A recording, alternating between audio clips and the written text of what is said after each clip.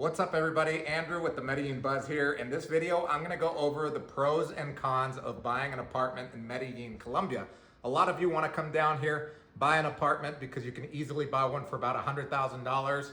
I got this one for less than that and remodeled it completely. So make sure to stay till the end of the video because I'm gonna give you a tour of this amazing new apartment. The first pro is that you can get a visa in Colombia by purchasing property out here. You have to meet some requirements, but you can get a real estate investor visa or property owner visa. They judge the minimum investment amount based on minimum wage. So it usually is about 350 times the minimum wage, and that equates to about $84,000 right now.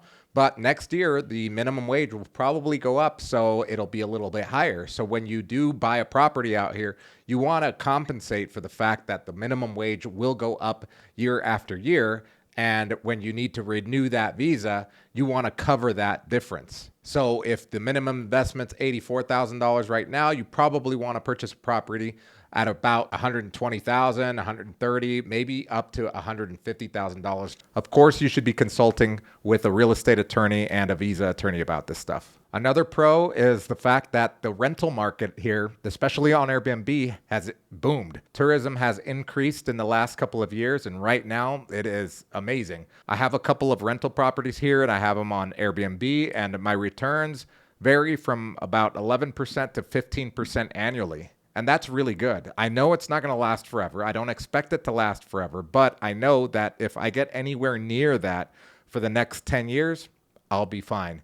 That cash flow is amazing, and those renters come through Airbnb, so they're vetted. I'm able to see their profiles, their reviews, etc. And if I do a great job, I get a 5-star review and great comments. The next pro is what you can get with your money. So, for example, in the United States, for $100,000, depending on what state you're in, but if you're anywhere near the coast, East Coast or West Coast, in a nice neighborhood, in a nice city with a lot of things to do, a lot of things going on, then you're going to be paying top dollar, and you're not going to be able to get much for $100,000. Here in Medellin, the city is amazing. It's growing. It's vibrant.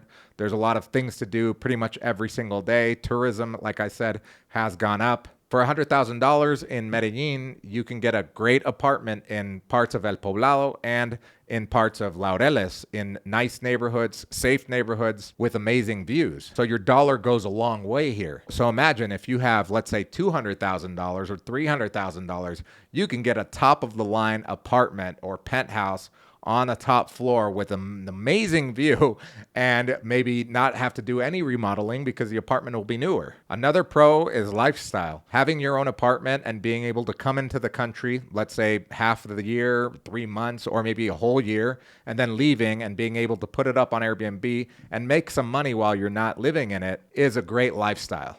If you've spent any time in Medellin, you know how easy it is to get people together here. The city might have about 4 million people in it, but it doesn't mean that it's a big city. It's still a pretty small city, so it's really easy to get people together. To be able to have your own place is an awesome thing, and if you have multiple places, that's even better. The first con to buying property in Colombia is that you might regret it and then want to sell your property. The sales process could take a long time, especially if you're looking to make a lot of money on your sale. And sometimes it could even take long just to break even on your investment. So if you're going to be buying a property in Colombia, be 100% sure that you want to be here, you want to live here, you want to do business here if you're going to be renting it out. Be confident in your decision. Another con to buying a property here is that the process of buying the property can be long and tedious, meaning that when you are looking for that property that you want to buy and you want to make sure that you're getting the best possible deal, it could take you a few months, maybe even a year of doing research, looking at properties, negotiating on prices, etc., until you understand the market completely. Also, there's no regulation of real estate agents here. There's no certification to become a real estate agent or licensing of real estate agents here. Anybody can sell a property here and make a commission. So sometimes you're going to find people that are not professional, people that won't reply to your messages, people that will just ghost you at times, and that could be frustrating. Furthermore, there's no centralized data like an MLS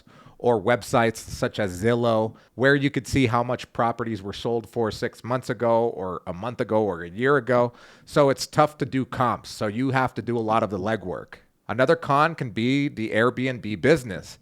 If you buy a property here, let's say near Provenza or near the touristy area where you're trying to protect your investment because that's where most tourists come and that's where people will pay top dollar to be in. If you're doing daily rentals, you might be attracting those type of tourists that come here to party, do drugs, and hire prostitutes. And it's something that you'll have to deal with. Even if you're working with a rental agency that can handle these issues for you, at the end of the day, you are held responsible for the property. I've seen time and time again people that buy property out here, do daily rentals, and then just have a nightmare of a time with their tenants because they are just out here to do unscrupulous things. Another problem that I see people get into here a lot is the fact that when they buy a property, they don't realize that this is not the Wild West, and they start tearing things down, building or adding extensions, and then one of the neighbors tells on them, and then they're paying fines, having to hire lawyers so that they can get things approved, if not stop the entire operation